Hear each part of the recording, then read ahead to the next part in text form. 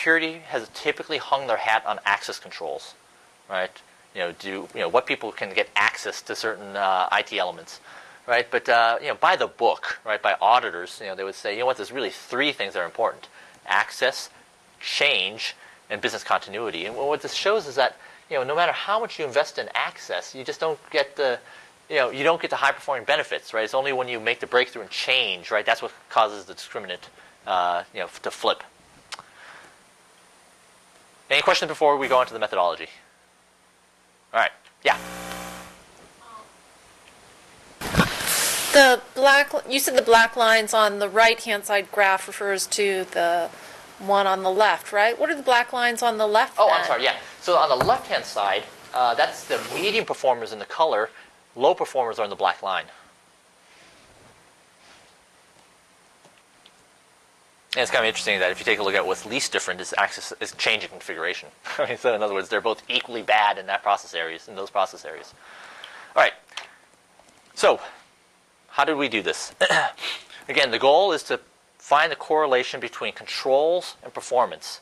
So the first thing we had to do is pick some IT controls. So the way we did that, we took the 6 leading process areas in ITIL, right?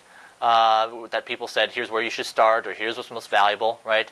From a visible ops perspective, we thought it was change, but we wanted to cast the net wide and really test, whatever people thought, they thought, was worthy of, working on first. So it's we tested release management processes, which answers the question: where does infrastructure come from before it gets deployed, right? Pre-production, testing, all that stuff. Control processes, which is control, change control and configuration controls. Resolution processes, which are, what happens when, something in production loses service or gets impaired, right? How do you get it back into production? Service level management, right? This is kind of a big craze right now in IT management. Security management, right? So we picked all 6, right? And we said, all right, for each one of those 6 control categories, let's pick some yes/no controls. And we took those out of COBIT. And, so in other words, we got 63 controls that map to those 6 control areas, right? And we, there's a little bit of a, they're not the same number of controls in each one, but kind of, let's just say the first version of the survey had 900 controls, and we painfully, chopped it down to something reasonable to like 97. So do you guys see how we now have a set of control process areas with the controls underneath them that can be answered yes/no? So far, so good? Yep. Thumbs up means I'm with you. Okay. So now we got to find some performance measures, right? And so what we said is, hey, IT has 2 goals: deliver projects to the business securely, efficiently, effectively, maintain and operate them securely, efficiently, etc. So we chose operational measures like squishy ones like user satisfaction. But then I love the measures that you can actually measure with a ruler or a stopwatch or with dollar signs. Things like unplanned work, well, that's kind of squishy too, but change success rate, first fixed rate, number of hours dedicated towards weekly maintenance, service sysadmin ratio, staffing ratios. Security measures, like how much you spend, how many security breaches, what percentage of security breaches turn into a loss, which ones are detected by an automated control, how many security incidents are actually prosecuted to completion, right? So note that these are all percentage measures, so you don't have the zero problem. In other words, if you have 0 security breaches, is that because you're a high performer and you do security well, or is it because you're a low performer and you just don't know? Right? So every one of these is a yield question, and some audit measures.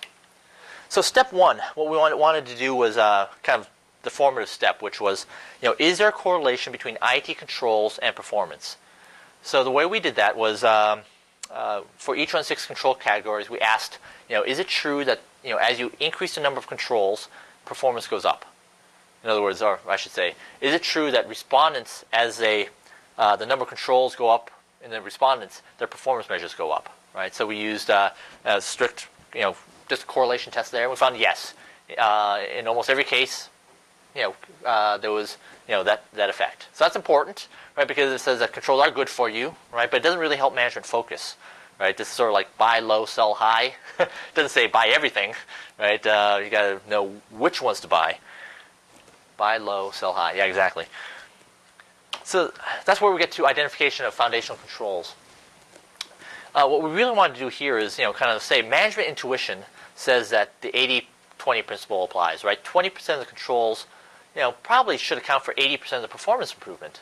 So which ones are they? So the way we did that is as a conceptual model, we said, think of a load-bearing bridge with 100 struts, right? Wouldn't it be interesting if you could take away 80% of the struts and still be able to support the same engineering load?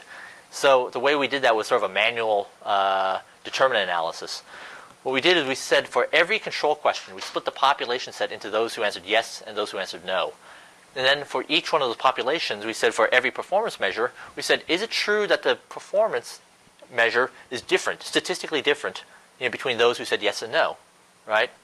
Am I making sense? In other words, think of the yes population as one bell curve and the no population as another bell curve, right? If the bell curves sufficiently overlap, that's not statistically different. If they are different, if they are like the tails don't, if they only overlap on the tails, then it's like, wow, that really does make a difference, right? So what we found was that some controls, no controls affected every performance measure. Some controls impacted many performance measures, and some, measured only a handful, right? And so what we did was we said for each one of the 6 control categories, we added in, for every control, we basically counted how many performance measures did it hit, sorted them by the number of performance measures hit, and then added in the one with the most. And then we went down the list and said we will only add it into the set if and only if it adds a performance measure that hasn't been covered by the set already, and stop when you've reached the entire span, right? Am I making sense? So we did this by hand. 63 times 98. We did it many, many times. But all we had were the keys, right? When we looked at, when we uncovered the keys, I'll be honest, it was phenomenal. It was just like, holy cow, you've got to be kidding me. Here's what we found. In every case, we could just reduce the control set down to 3 or 4. Let me, let's go through one of my favorites, which is change. We found 4 foundational controls, right, which seem to have the majority of the performance impact. Let me just read them to you, and I'm going to ask you a question. Those foundational controls were, do you track your change success rate? Do you monitor systems for unauthorized change? Are there defined consequences for intentional unauthorized change? And 4 is, do you use change success rate information to avert potentially risky changes? Can anyone come up with a conjecture of why these affect performance more than, say, do you have a formal IT change management process?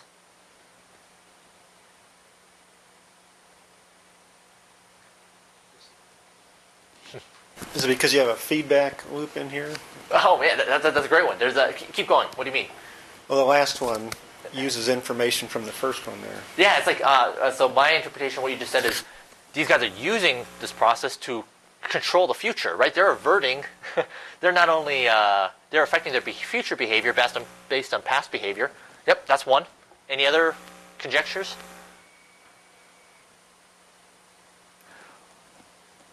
So why would these 4 questions affect performance more than do you have a formal IT change management process? Yeah. Because they're focused on what are they actually doing with that change rather than if they have the change or not. Holy cow, yeah, they're actually doing things with the formal change management process. Yep, that's definitely one. Any other? We're missing one that...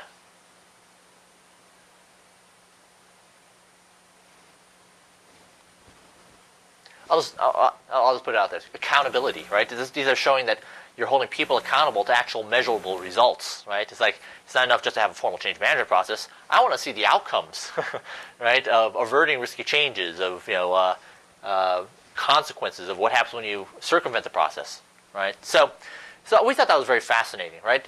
Well, let me give you another one, like release management processes. Do you have a standardized process for building releases? Yep, that sounds good. Do you have a definitive software library, right? That's kind of the virtual filing cabinet of officially supported software. That makes sense. But the second one blew me away. For release testing purposes, do you maintain an identical testing environment to your production environment? Wow. What happens when you have do 25 man weeks of testing, but production doesn't match pre-production?